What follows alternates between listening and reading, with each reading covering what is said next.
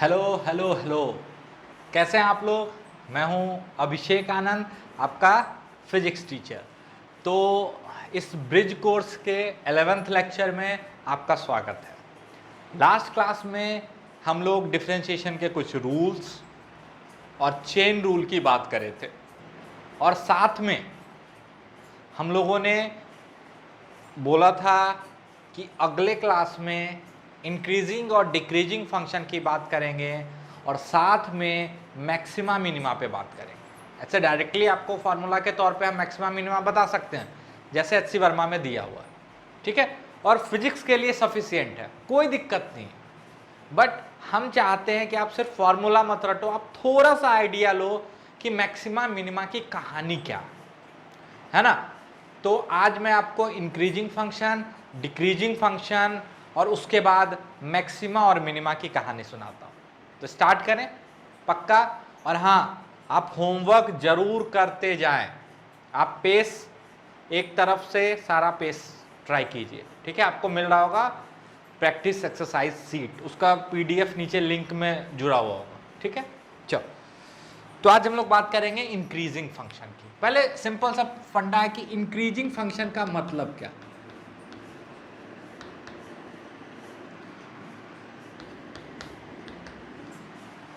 तो increasing function, अब हम उतना डिटेल में नहीं जाएंगे कि स्ट्रिक्टली इंक्रीजिंग क्या होता है, इंक्रीजिंग क्या होता है।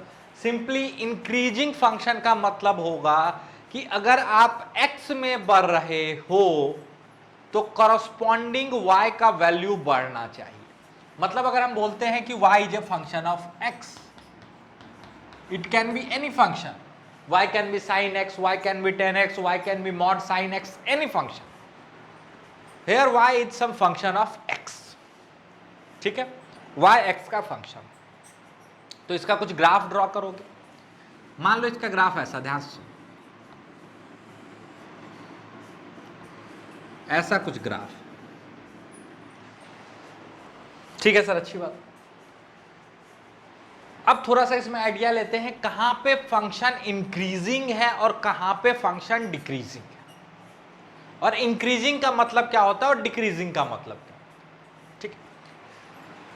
अगर आप ध्यान से सोचो,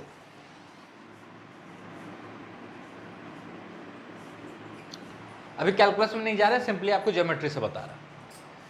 अगर इस वैल्यू पे बात करो, यहां से लेके हम यहां तक की बात करते हैं, ध्यान से सुनना, यहां तक, यहां पे ये टेंजेंट फ्लैट है, हम सिर्फ यहां तक की बात कर रहे हैं। इसको बोलते हैं x1 और इसको बोलते हैं x2। x1 के करस्पॉन्डिंग जो y का वैल्यू है इसको बोल लेते हैं y1, और x2 के करस्पॉन्डिंग जो वैल्यू है इसको बोल लेते हैं y2, ठीक है। कोई दिक्कत, सिंपल सा फंडा करते आ रहे हैं। अगर आप यहां से यहां तक की बात करो तो ध्यान से सुनना, जैसे जैसे हम x में बढ़ रहे हैं उसके करस्पॉन्डिंग y का वैल्यू बढ़ता जा रहा है।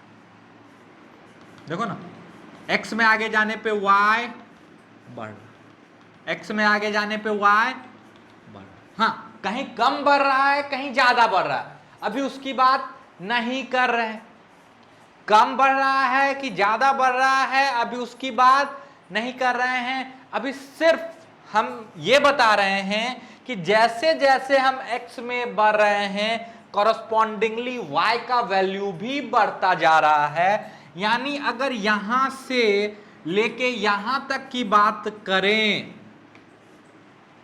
तो यहां तक ये फंक्शन इंक्रीजिंग फंक्शन है। कैसा है? Increasing function. हम एक ही फंक्शन में आपको दोनों एग्जांपल दे रहे हैं कि फंक्शन इंक्रीजिंग भी हो सकता है और डिक्रीजिंग हो सकता है, एक ही फंक्शन, ठीक है। फिर देखो यहां से आप जैसे जैसे x का वैल्यू बढ़ाते हो तो ध्यान से देखना y का वैल्यू कम होता जा रहा है ना। x में तो आपको आगे ही चलना है, ठीक है, कम से कम एक डायरेक्शन तो आप फिक्स रखोगे। तो x में आगे चलने पे यहां से यहां तक में फंक्शन का वैल्यू यानी कॉरस्पॉन्डिंग y कोऑर्डिनेट घटता जा रहा है, तो इस पार्ट में फंक्शन डिक्रीजिंग है। कैसा है? Decreasing function. इस पार्ट में फंक्शन डिक्रीजिंग है। कोई दिक्कत? थोड़ा सा पीछे चलते हैं। हम एक चीज पढ़े थे कि dy बाई डी एक्स क्या देता है? तो ये देता है इंस्टेंटेनियस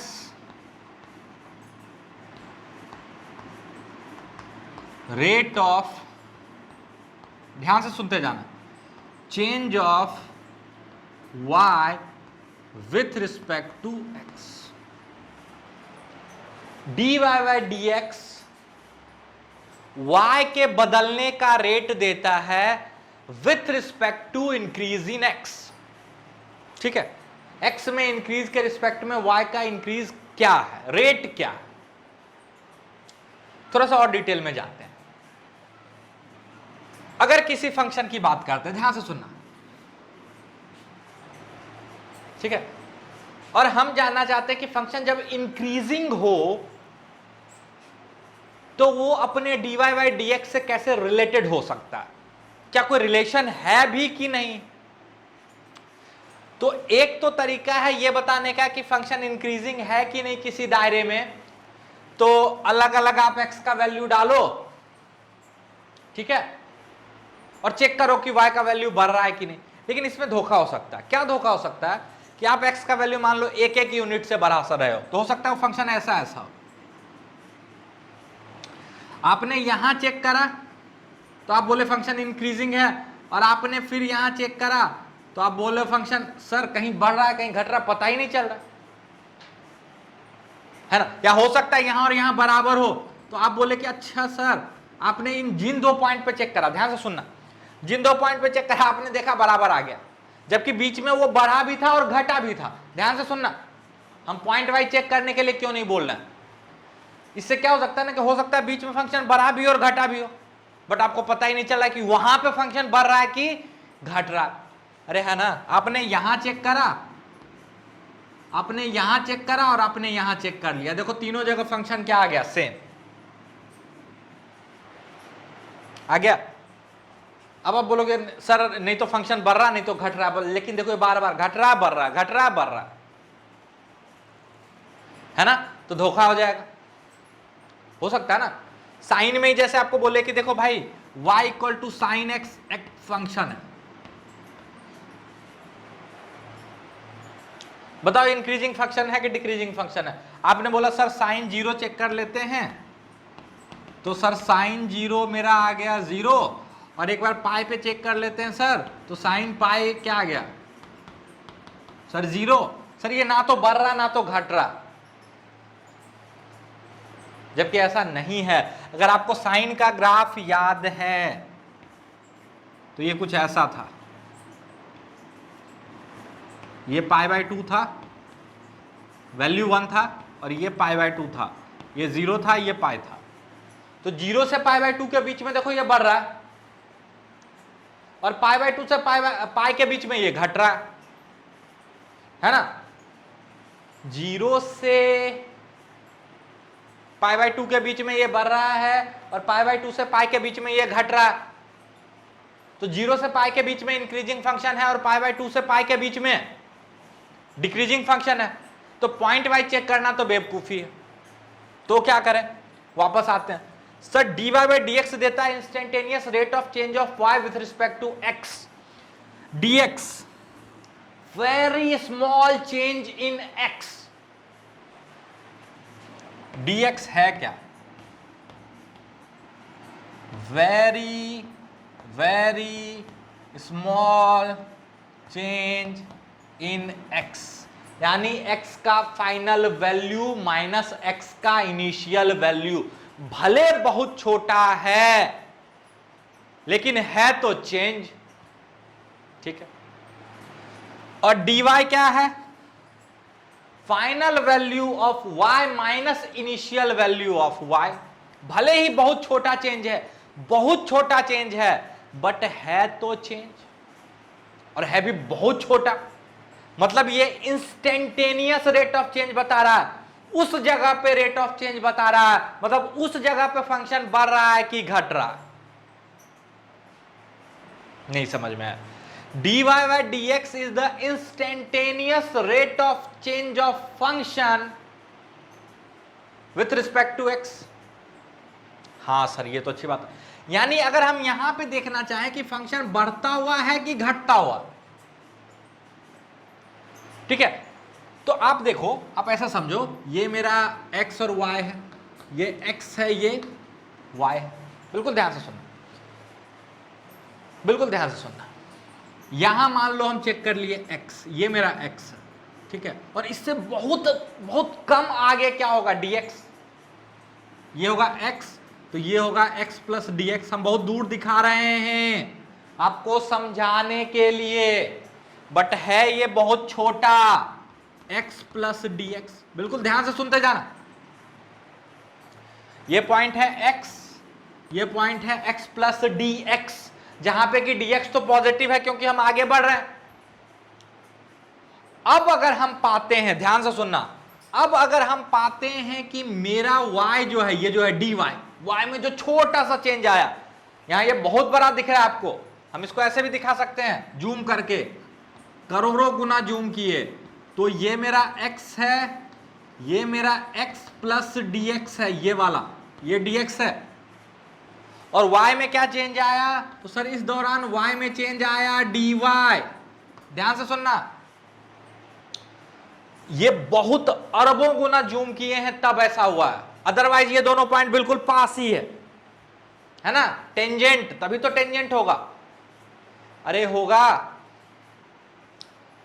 तो ध्यान से सुनो, अगर x में तो हम आगे ही जा रहे हैं, x में क्या हो रहा है, आगे जा रहे हैं, बिल्कुल ध्यान से सुनना, x में हम आगे जा रहे हैं, अगर उसके कॉरस्पॉन्डिंग मेरा y बढ़ रहा है, क्या हो रहा है, y बढ़ रहा है, तो ऐसा ग्राफ दिखेगा। बिल्कुल ध्यान से सुनना। और अगर y घट रहा है तो ये ग्राफ कुछ ऐसे दिखेगा, ये x, ये x प्लस dx और ये dy। ध्यान से सुन, चेंज इन y, यहां पे चेंज इन y पॉजिटिव है और यहां पे चेंज इन y निगेटिव है। यहां पे dy पॉजिटिव है, यहां पे dy निगेटिव है। ध्यान से सुनना, यहां पे dy पॉजिटिव है, यहां पे dy निगेटिव है। हाँ सर, अच्छी बात है, समझ में आ रहा, मजा आ रहा, ठीक है।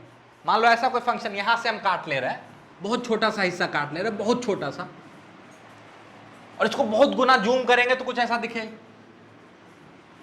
हाँ सर, हाँ सर, अच्छी बात है। इसमें अगर dy बाई dx करते हैं, dy बाई dx, तो dx तो पॉजिटिव है और ये भी पॉजिटिव है, तो हम बोल रहे हैं कि मेरा dy बाई dx पॉजिटिव आ रहा है। कैसा आ रहा है, dy बाई dx क्या आ रहा है, ध्यान से सुनना, dy बाई dx पॉजिटिव आ रहा है। अगर मेरा dy बाई dx पॉजिटिव आ रहा है मतलब टेंजेंट का स्लोप पॉजिटिव है। हाँ सर, बिल्कुल है, देखो ये टेंजेंट है। अरे हम अलग अलग दिखा रहे हैं दोनों पॉइंट, असल में ये बिल्कुल करीब है, टेंजेंट का स्लोप पॉजिटिव है। हाँ सर, बिल्कुल ऐसा स्ट्रेट लाइन ऐसे थीटा बनाता हुआ, छोटा वाला थीटा बनाता हुआ, पॉजिटिव स्लोप, पॉजिटिव स्लोप। अच्छा सर, इसका क्या मतलब है, इसका मतलब है dy बाई dx अगर पॉजिटिव आए, यानी मेरे टेंजेंट का स्लोप पॉजिटिव हो, तो मेरा फंक्शन इंक्रीजिंग है। बिल्कुल है, देखो ना, कहीं भी चेक करो इस पार्ट में, कहीं भी इस पार्ट में कहीं पे भी आप टेंजेंट बना लो, कहीं पे, भले ही वो कम स्लोप वाला है या ज्यादा स्लोप वाला है, यहां ज्यादा स्लोप वाला है, यहां कम स्लोप वाला है, यहां और कम स्लोप है, लेकिन पॉजिटिव स्लोप है। कहीं ज्यादा स्लोप है, कहीं कम स्लोप है, लेकिन है पॉजिटिव स्लोप। फिर से सुनना, जब भी मेरा फंक्शन इंक्रीजिंग है तो कुछ ऐसा होगा, देखो, है ना। अब कहीं पे टेंजेंट ड्रॉ करो, भले ही कहीं कम स्लोप पॉजिटिव है, कहीं ज्यादा पॉजिटिव है, लेकिन है कैसा, पॉजिटिव। यानी हर जगह पे कहीं पे भी अगर हम dy by D x calculate करते हैं तो ये कैसा आएगा, पॉजिटिव। किसके लिए, इंक्रीजिंग फंक्शन के लिए। और अगर dy by D x negative आ जाए तो डिक्रीजिंग फंक्शन। मतलब अगर कहीं पे पूछे, फंक्शन पे कहीं पे पूछ ले, अब आप तुरंत चेक करके बता सकते हो। देखो अब इसी पे आते हैं, y बराबर साइन एक्स, तो dy बाई डी एक्स क्या है sir, dy by D x cos x है, कॉस एक्स है। अच्छा साइन एक्स का ग्राफ यहां था, पाई बाय 4 पे इंक्रीजिंग आना चाहिए, यानी पाई बाय 4 पे dy बाई डी एक्स का वैल्यू पॉजिटिव आना चाहिए। पुट करो dy by D X at pi by 4, at pi by 4, तो पाई बाय 4 पे क्या हो जाएगा, cos pi by 4। Cos pi by 4 क्या होता है, 1/√2। अरे हाँ सर, बिल्कुल सही बात है, आ गया ना। और पाई बाय 2 के बाद का कोई वैल्यू पुट करके देख लो, पाई बाय 2 से पाई के बीच का कोई वैल्यू पुट करो तो dy बाई डी एक्स क्या, ध्यान से सुनना, dy बाई डी एक्स क्या, dy by D X at any value greater than pi by 2, तो आप ले सकते हो ये pi by 2 plus pi by 4, तो इसको लिख सकते हैं 2 पाई by 4, 3 pi by 4, 3 pi by 4 यहां कहीं ये है ना। देखो 3 पाई बाय 4 पे स्लोप कैसा है, निगेटिव। जैसे इसमें पुट करोगे dy by D X at cos 3 pi by 4 करके देख लो, वैल्यूज निकालना सिखा चुके हैं। तो यहां पे लिख लो, अगर फंक्शन इंक्रीजिंग है तो टेंजेंट का स्लोप पॉजिटिव होगा, यानी dy by D X positive होगा। और अगर फंक्शन डिक्रीजिंग है तो टेंजेंट का स्लोप निगेटिव होगा, dy by D x negative होगा। ठीक है, नोट करो। अब ध्यान से सुनो, मतलब मैथमेटिकली मेरे पास एक रिलेशन आ गया कि अगर मेरा फंक्शन दिया हुआ है y equal to F F X, तो जिस रीजन में dy by D X positive होगा वहां फंक्शन कैसा होगा, इंक्रीजिंग। और dy by D x negative होगा तो फंक्शन कैसा होगा, decreasing. dy by D X है क्या भाई, तो sir dy by D X, ध्यान से सुनना, dy by D X is basically rate of change of y with respect to x, and dy by dx is also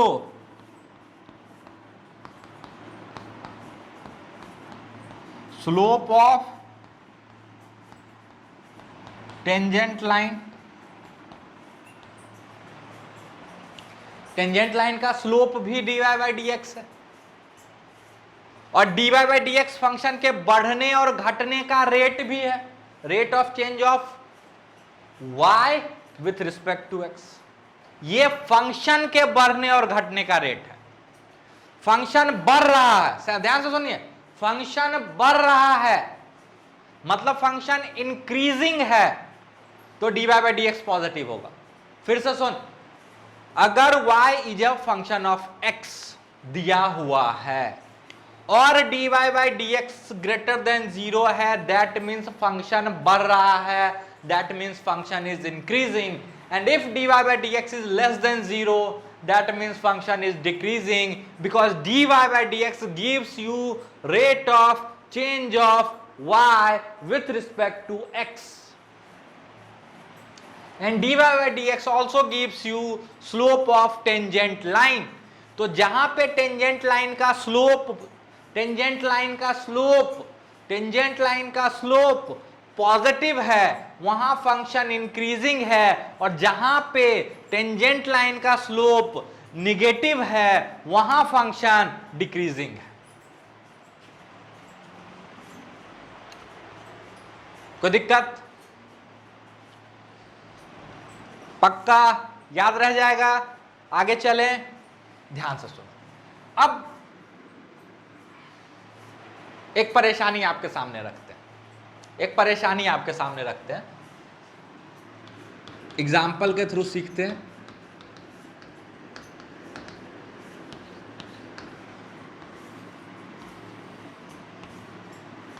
बिल्कुल ध्यान से सुनो, बिल्कुल ध्यान से सुनना, घबराना नहीं है। एक्स वाई, एक दूसरा ग्राफ है वाई एक्स, अलग अलग ग्राफ, ठीक। दो ग्राफ हम बना रहे हैं, एक ग्राफ ऐसा है, ठीक है, और एक ग्राफ ऐसा।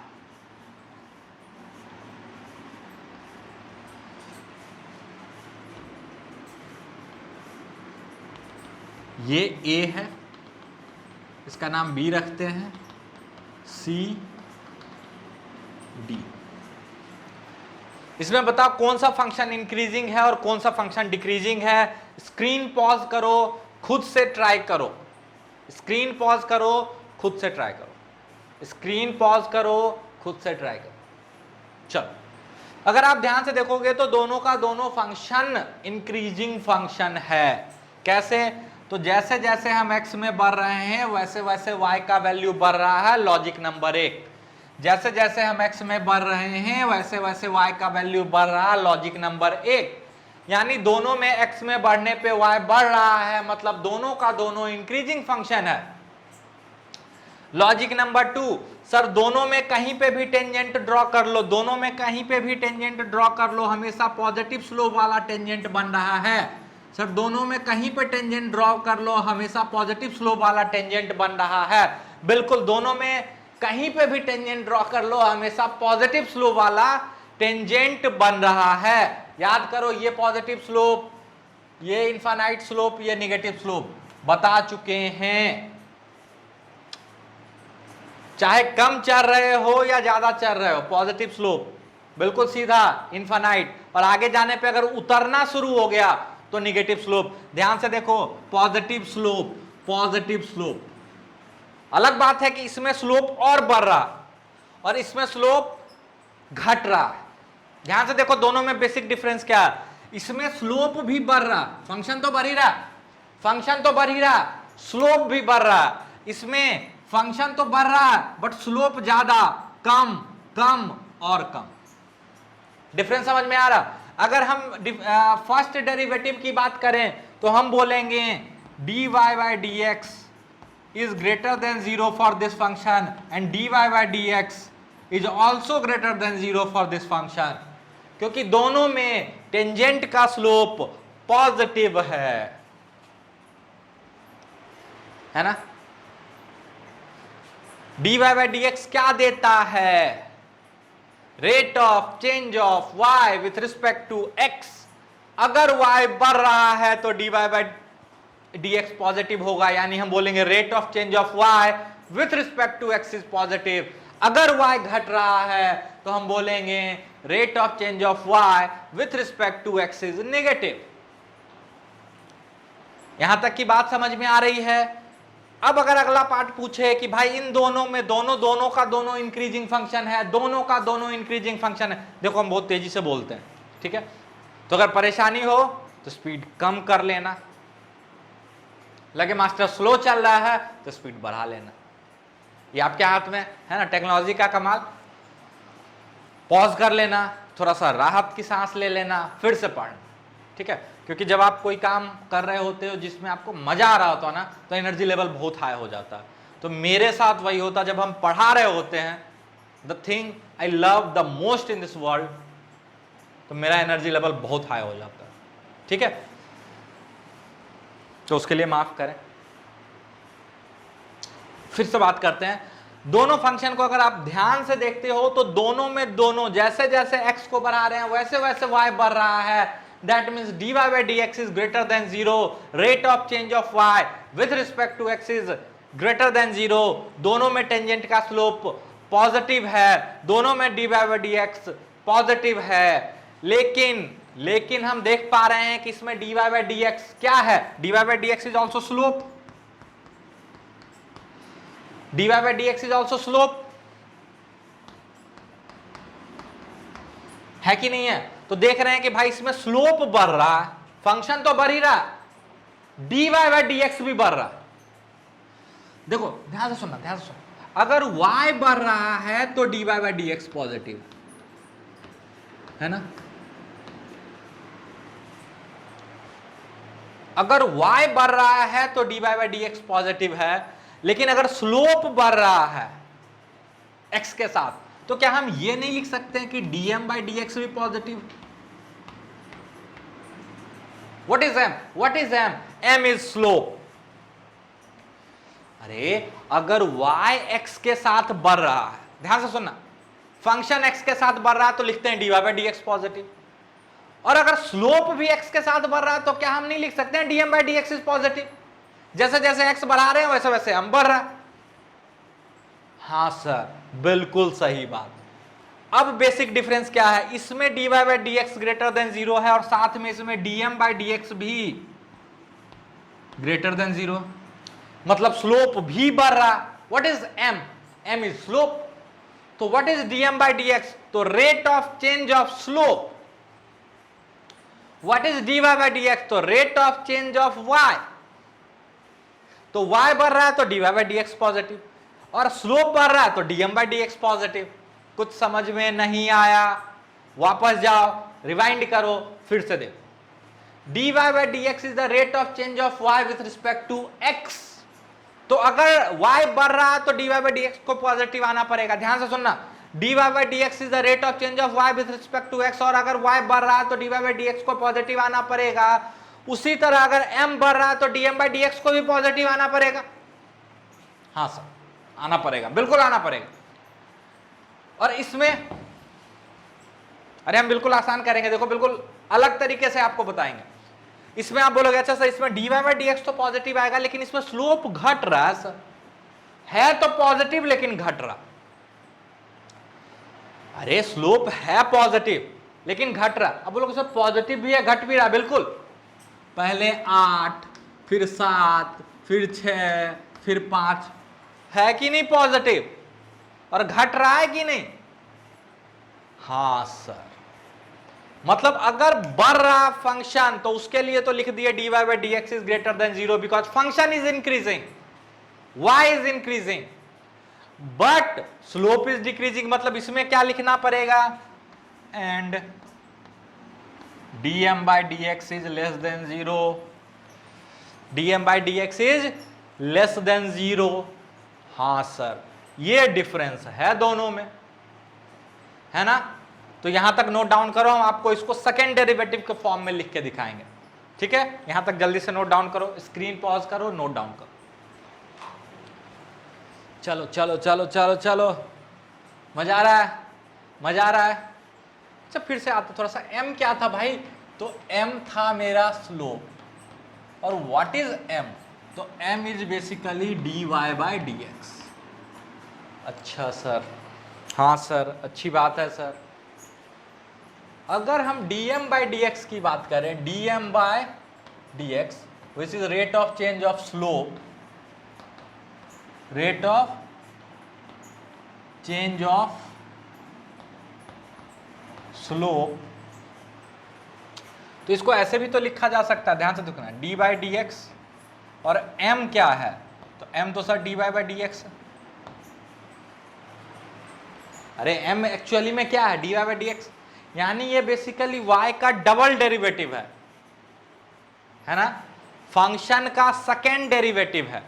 फर्स्ट डेरिवेटिव बताता है कि फंक्शन इंक्रीजिंग है कि डिक्रीजिंग। अगर इंक्रीजिंग है तो फर्स्ट डेरिवेटिव तो निश्चित पॉजिटिव है, चाहे ऐसे इंक्रीजिंग है चाहे ऐसे इंक्रीजिंग है, दोनों केस में फर्स्ट डेरिवेटिव क्या आ रहा है? पॉजिटिव। दोनों केस में फर्स्ट डेरिवेटिव क्या आ रहा है? पॉजिटिव। मतलब अगर फंक्शन इंक्रीजिंग है, अगर y और x का फंक्शन है, ध्यान से सुनना, अगर y x का फंक्शन है, चाहे कैसे भी इंक्रीज कर रहा हो, चाहे ऐसे इंक्रीज कर रहा हो या ऐसे इंक्रीज कर रहा हो, दोनों केस में dy by dx तो पॉजिटिव आएगा। मतलब अगर फंक्शन इंक्रीजिंग है तो फर्स्ट डेरिवेटिव पॉजिटिव आना ही है। लेकिन अगर फंक्शन इस तरह से इंक्रीजिंग है, इसको क्या बोलते हैं वो भी समझाएंगे। तो dm बाई डी एक्स क्या है? Second derivative. इसको क्या लिख सकते हो? D two y by d x square, second derivative है ना। What is this? This is second derivative. नहीं समझ में आया? पिछले क्लास का वीडियो देख। इसका मतलब आप पिछले क्लास को अटेंड नहीं किए हो। अगर नहीं समझ में आ रहा है तो पिछले क्लास का वीडियो देखो, बिल्कुल डिटेल में पढ़ा है हायर ऑर्डर डेरिवेटिव, कहीं कोई कंफ्यूजन नहीं छोड़ रहे हैं, है ना। तो वो देखो, मतलब ये सेकेंड डेरिवेटिव, इसमें भी और इसमें भी, दोनों में first derivative dy by D X positive होगा, चाहे इसमें चाहे इसमें। क्यों? क्योंकि दोनों फंक्शन इंक्रीजिंग है। लेकिन एक में स्लोप बढ़ रहा है, स्लोप बढ़ रहा है तो dm by D X positive, rate of change of slope is positive. And what is dm by D x? It is basically the second derivative. It is basically the second derivative. मतलब इसमें second derivative positive और इसमें second derivative negative, इसमें second derivative positive और इसमें second derivative negative. क्या अंतर है दोनों में? बेसिक, तो बेसिक अंतर यह है, ध्यान से सुनना,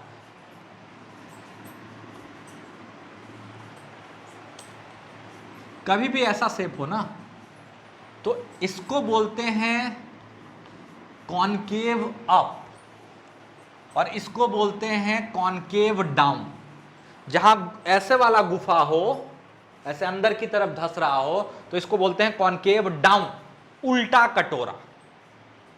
और ऊपर वाले साइड को बोलते हैं कॉनकेव अप। अब ध्यान से सुना,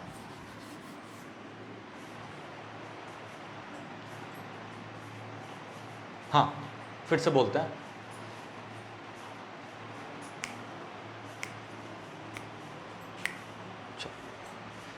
क्या बेसिक डिफरेंस है इन दोनों के शेप में, अब उस पे बात करेंगे। ठीक, ये कटोरा देखियो, कटोरा देखे हो ना। हम बेसिक डिफरेंस की बात कर रहे हैं, इसमें और इसमें क्या अंतर है। तो सर इसमें फर्स्ट डेरिवेटिव पॉजिटिव, इसमें भी फर्स्ट डेरिवेटिव पॉजिटिव, इसमें सेकंड डेरिवेटिव पॉजिटिव और इसमें सेकंड डेरिवेटिव निगेटिव, तो इसको वर्ड्स में क्या बोलेंगे? तो इसको ऐसे बोलते हैं, ऐसे याद रखना है। कटोरा देख रहे हो ना, कटोरा देख रहे हो, इसको बोलते हैं कॉनकेव साइड, इसको, और इसको बोलते हैं कॉन्वेक्स साइड। इसको बोलते हैं कॉनकेव साइड, इसको बोलते हैं कॉन्वेक्स साइड। ठीक है, तो मैथ्स में सिर्फ कॉनकेव की बात करते हैं। मेरा कॉनकेव साइड जिस तरफ होगा ना, उससे फंक्शन का नाम रखेंगे। ठीक है, क्या नाम होगा? ध्यान से सुनो। अगर कटोरा उल्टा है, उल्टा कटोरा मतलब ये पार्ट भी हो सकता है, ये भी देखो उल्टा कटोरा का हिस्सा, और ये पार्ट भी हो सकता है, ये भी उल्टा कटोरा का हिस्सा। इसमें कॉनकेव पार्ट किधर है? नीचे की तरफ, तो इसको बोलते हैं कॉनकेव डाउन। और अगर फंक्शन ऐसा, चाहे ये हिस्सा है चाहे ये हिस्सा है, तो ये भी कहलाएगा कॉनकेव अप, ये भी कहलाएगा कॉनकेव अप। यहां डिक्रीजिंग है, यहां इंक्रीजिंग है, वो अलग बात है, बट ये भी कॉनकेव अप, ये भी कॉनकेव अप। ठीक है, ये कॉनकेव अप है ना, और ये कॉनकेव डाउन। बिल्कुल ध्यान से सुनना, ये कॉनकेव अप है और ये कॉनकेव डाउन है। अब अभी हम नहीं जान रहे कि फंक्शन इंक्रीजिंग है कि डिक्रीजिंग है। ध्यान से सुनना, अगर सेकेंड डेरिवेटिव निगेटिव है तो हमेशा कटोरा उल्टा बनेगा। सेकेंड डेरिवेटिव निगेटिव तो फंक्शन कॉनकेव डाउन होगा, और सेकेंड डेरिवेटिव पॉजिटिव तो फंक्शन कॉनकेव अप होगा। फर्स्ट डेरिवेटिव पॉजिटिव, ध्यान से सुनना, सेकेंड डेरिवेटिव ये नहीं बताएगा कि इंक्रीजिंग है कि डिक्रीजिंग है। अभी तुरंत दिखाते हैं। सेकेंड डेरिवेटिव ये कभी नहीं बताएगा कि फंक्शन इंक्रीजिंग है कि डिक्रीजिंग है, वो सिर्फ ये बताएगा कि कॉनकेव अप है कि कॉनकेव डाउन है। डिक्रीजिंग फंक्शन भी अगर कॉनकेव अप है ना, ध्यान से सुनना, डिक्रीजिंग फंक्शन, लगे हाथ ये भी सिखा देते हैं। देखो मान लो एक डिक्रीजिंग फंक्शन ले लेते हैं, ये मेरा डिक्रीजिंग फंक्शन है ना, जैसे जैसे x में बढ़ रहे हैं वैसे वैसे y घट रहा। अगर ये डिक्रीजिंग फंक्शन है ना, तो ये 100% गारंटी है कि dy बाई डी एक्स क्या होगा, लेस देन 0। फर्स्ट डेरिवेटिव तो इसका भी क्या आएगा, नेगेटिव। फर्स्ट डेरिवेटिव इसमें भी क्या आएगा, नेगेटिव। लेकिन चूंकि ये कॉनकेव अप है, तो हम ऐसे ही बोल सकते हैं कि इसके लिए जो सेकेंड डेरिवेटिव होगा वो पॉजिटिव होगा। अब प्रूव भी कर देंगे, परेशान नहीं होना। हम बोल रहे हैं कि इसका फर्स्ट डेरिवेटिव नेगेटिव और second derivative positive. First derivative negative होने का मतलब फंक्शन डिक्रीजिंग है, और सेकेंड डेरिवेटिव पॉजिटिव होने का मतलब कॉनकेव अप है। अब बोलोगे सर ऐसा हो सकता है क्या? बिल्कुल हो सकता है। इसमें देखो, ज्यादा निगेटिव, कम निगेटिव, और कम निगेटिव, और कम निगेटिव, अरे है ना, ज्यादा पॉजिटिव, कम पॉजिटिव, कम पॉजिटिव। तो इधर से जाते हैं ना आगे की तरफ, तो कम पॉजिटिव, ज्यादा पॉजिटिव, और ज्यादा पॉजिटिव, और ज्यादा पॉजिटिव। इसमें निगेटिव है, अरे ये देखो ना, ये ज्यादा निगेटिव, ये कम निगेटिव, ये और कम निगेटिव, ये और कम निगेटिव, और ये जीरो स्लोप। तो ज्यादा निगेटिव -8, कम निगेटिव -7, और कम निगेटिव -6, और कम निगेटिव -5। स्लोप बढ़ रहा है कि घट रहा है? तो स्लोप बढ़ रहा है। स्लोप के बढ़ने का मतलब सेकेंड डेरिवेटिव पॉजिटिव होगा। सेकेंड डेरिवेटिव पॉजिटिव होगा, तो बिल्कुल डिक्रीजिंग फंक्शन में भी सेकेंड डेरिवेटिव पॉजिटिव हो सकता है, और इंक्रीजिंग फंक्शन में भी सेकेंड डेरिवेटिव निगेटिव हो सकता है। ठीक है, तो हम आपके सामने कुछ एग्जांपल्स रखते हैं जिसमें आपको बताना है कि फर्स्ट डेरिवेटिव पॉजिटिव है और सेकेंड डेरिवेटिव निगेटिव है कि पॉजिटिव है। कमेंट करना है, ठीक है? पक्का पक्का? तो यहां तक नोट डाउन करो, हम एग्जांपल रखते हैं आपके सामने। ये 6 सवाल हैं, इसमें आपको कमेंट करना है फर्स्ट और सेकेंड डेरिवेटिव पे। स्क्रीन पॉज करो, खुद से ट्राई करो।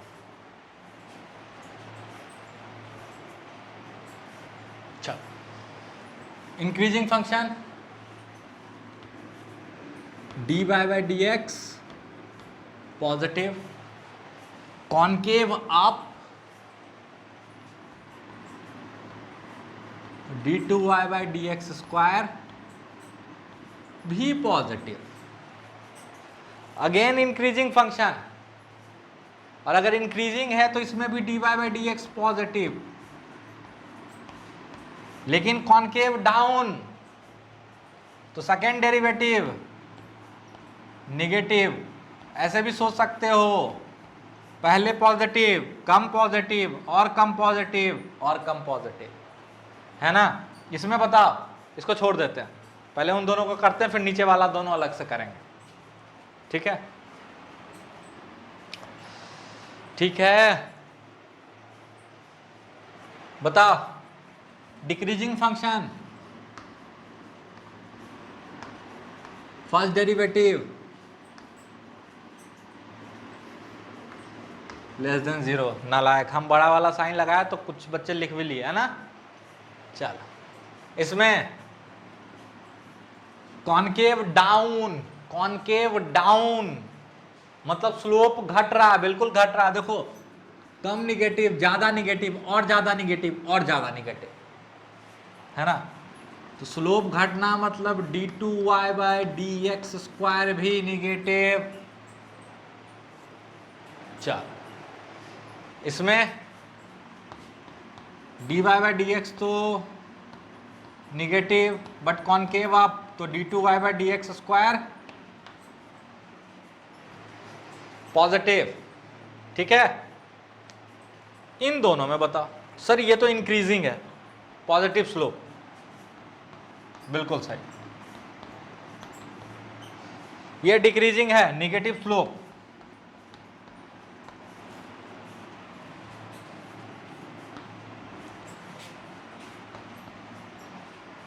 सेकेंड डेरिवेटिव बताओ। अच्छा सर, सेकेंड डेरिवेटिव मतलब स्लोप बढ़ रहा है कि घट रहा है?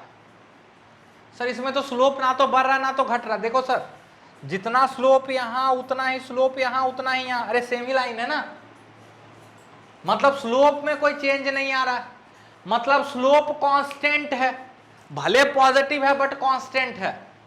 तो कोई चीज कांस्टेंट हो तो उसका डिफरेंशिएशन जीरो, यानी इसका सेकेंड डेरिवेटिव जीरो, और इसका सेकेंड डेरिवेटिव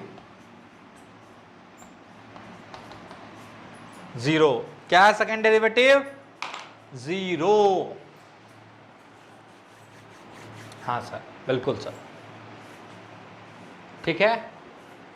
फंक्शन कांस्टेंट नहीं है, फंक्शन इंक्रीजिंग है, फंक्शन डिक्रीजिंग है, लेकिन फंक्शन का स्लोप का जो है ना वो कांस्टेंट है। इसमें स्लोप कांस्टेंट है, इसमें स्लोप कांस्टेंट है, इसमें पॉजिटिव कांस्टेंट है, इसमें नेगेटिव कांस्टेंट है ना। तो अब आप क्या क्या लिख लोगे? पहले तो यहां तक नोट डाउन करो, स्क्रीन पॉज करो, नोट डाउन करो। एक बार हम इसको समराइज कर देते हैं, ठीक है, अगले लेक्चर में। अब इसको लंबा नहीं खींच रहे हैं, ठीक है। आप लोग छोटे बच्चे हो, अभी 10वीं पास करके आए हो, है ना, परेशान हो जाओगे, तो इसको लंबा नहीं करें। कल वाले क्लास में हम लोग मैक्सिमा मिनिमा करेंगे और इंटीग्रेशन को इंट्रोड्यूस करेंगे। किसको करेंगे? इंटीग्रेशन को इंट्रोड्यूस करेंगे साथ में, ठीक। आज थोड़ा सा एक चीज आपको बता देते हैं कि डिटर्मिनेंट को कैसे सॉल्व करते हैं, ठीक है। मैक्सिमा मिनिमा बिल्कुल अलग है और डिटर्मिनेंट बिल्कुल अलग है। तो पहले तो ये पूरा अच्छे से नोट कर लो, फिर डिटर्मिनेंट की बात कर लेते हैं, छोटा सा पार्ट, ठीक है, बिल्कुल अलग पार्ट है, थोड़ा सा इंटरेस्टिंग कर लेते हैं, ठीक है।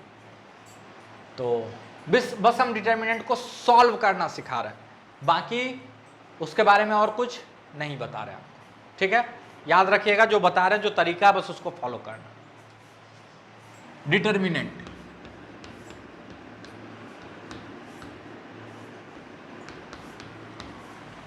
ठीक है। डिटर्मिनेंट जब भी होगा तो उसमें रो और कॉलम का नंबर बराबर होगा। एक चीज होता है मैट्रिक्स, उसमें रो कॉलम बराबर हो जरूरी नहीं है, बट डिटर्मिनेंट में हमेशा बराबर होगा, ठीक है। ये कुछ ऐसा दिखेगा, ध्यान से सुना। ऐसे दो डंडा होगा, यहाँ ए, यहाँ बी, यहाँ सी, यहाँ डी। ध्यान से सुना, यहाँ ए, यहाँ बी, यहाँ सी, यहाँ डी। हाँ सर, अच्छी बात, ए बी सी डी। देखो, दो रो दो कॉलम है ना, इसका जो वैल्यू होता है, अपने तरफ से कोई दिमाग नहीं लगाओगे, जो हम बोल रहे हैं वही होता है। इसका वैल्यू होता है this multiplied by this A B minus this multiplied by this, sorry, A D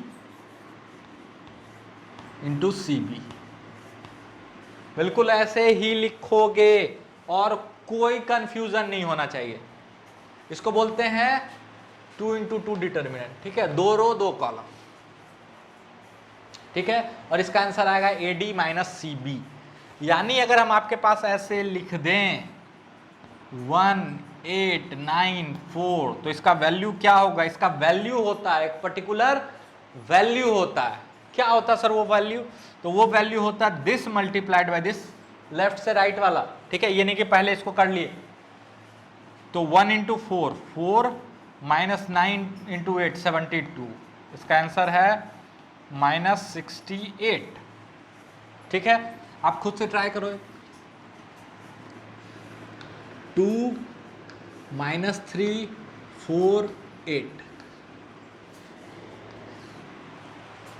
2/2 solve करना बहुत आसान है। This multiplied by this 2 into 8 minus this multiplied by this -3 into 4, तो 16 जोड़ 12 28, ठीक है। एक और खुद से कर लेना आप। -2 1 -4 3। जल्दी से ट्राई करो, स्क्रीन पॉज करो, ट्राई करो।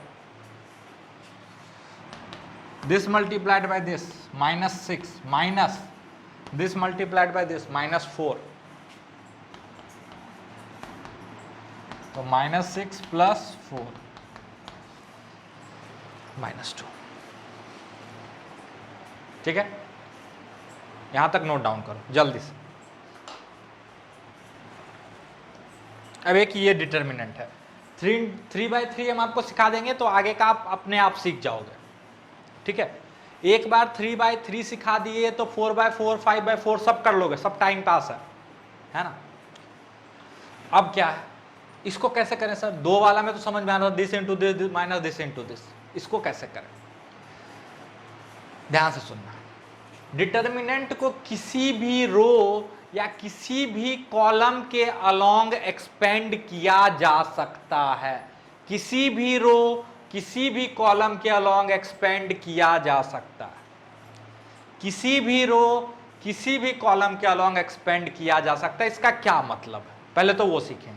अच्छा, इसके लिए सबसे पहले क्या करो, इसका जो ओरिजिनल साइन होगा ABCD का, उसके साथ कोई छेड़खानी नहीं करनी है।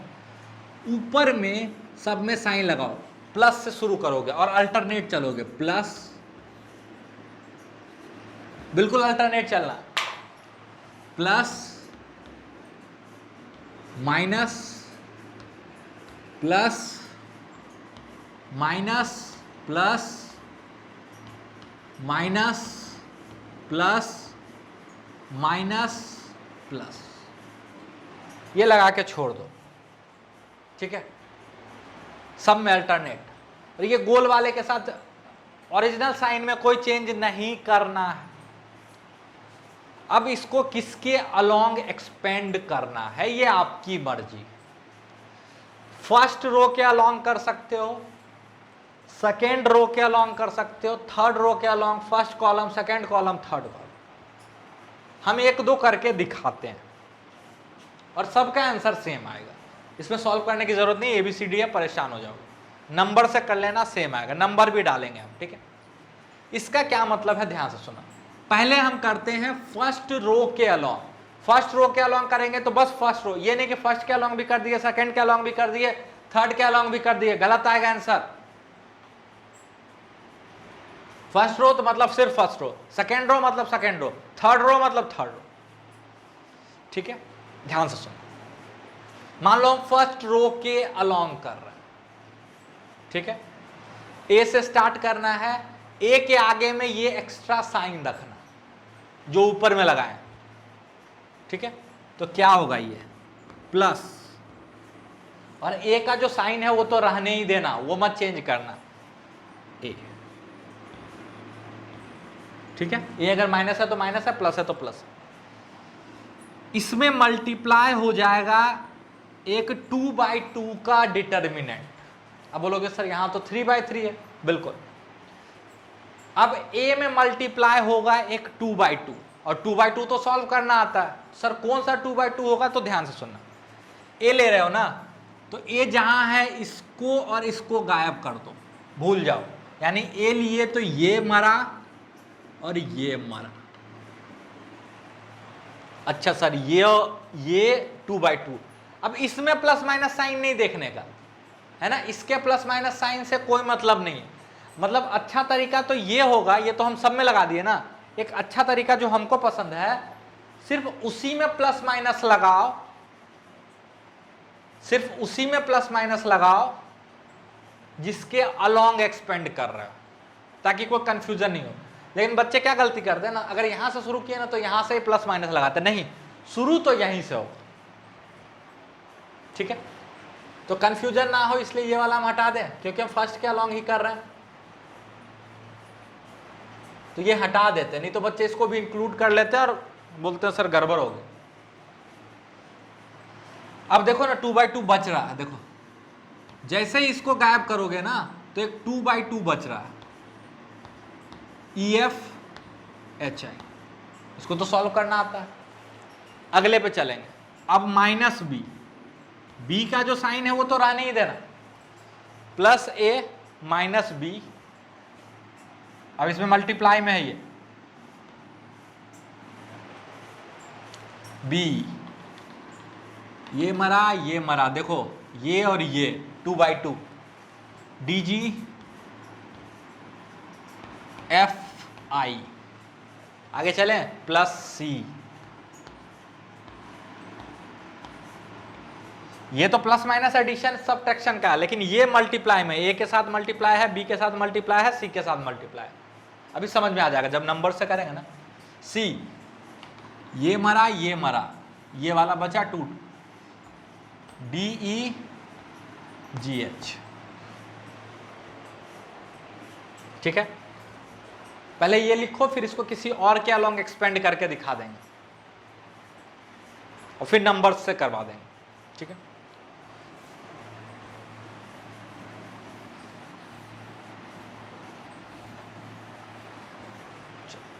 मान लो यही है ABC DEF GHI, ठीक है।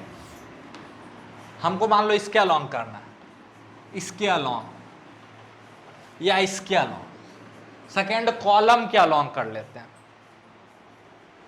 ठीक है। तो यहां पे बच्चे गड़बड़ करते हैं, वो क्या करते हैं ना, सेकेंड कॉलम तो प्लस माइनस प्लस, नहीं, शुरू तो यहीं से होगा, प्लस माइनस। अब कर लो प्लस माइनस अल्टरनेट कर लेंगे, बाकी में कंफ्यूजन नहीं हो, इसको हटा देते हैं, ठीक है। अब इसके अलोंग एक्सपेंड कर रहे हैं, ठीक है। फिर वही कहानी, माइनस बी। अब बी किस में है, जिस रो जिस कॉलम में है उसको मार दो, ये तो गया, बचा DGFI। अगला क्या है, प्लस ई।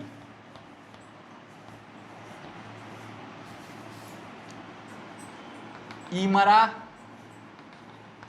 और ई मरा, तो बचा ACGI। ध्यान से देखना, जिसमें है उसी रो उसी कॉलम को मारना। तो ये मरा, ये है ACGI। और H में क्या लगा हुआ, माइनस, तो माइनस H। ये मरा, तो ACDF।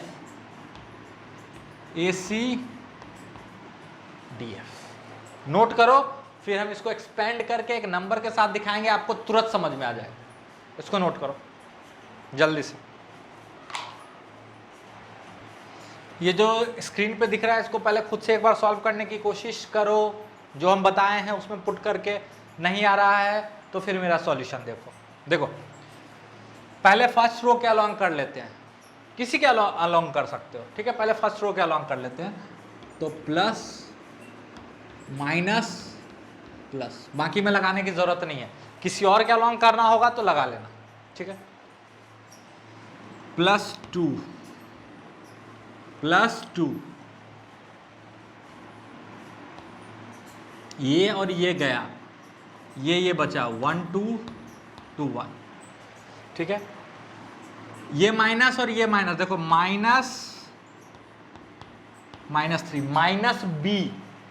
ये ध्यान देना, ये नहीं कि ये माइनस भूल गए या ये माइनस खा गए, जो था वो भी रहने देना, जो आप लगाए वो भी रहेगा।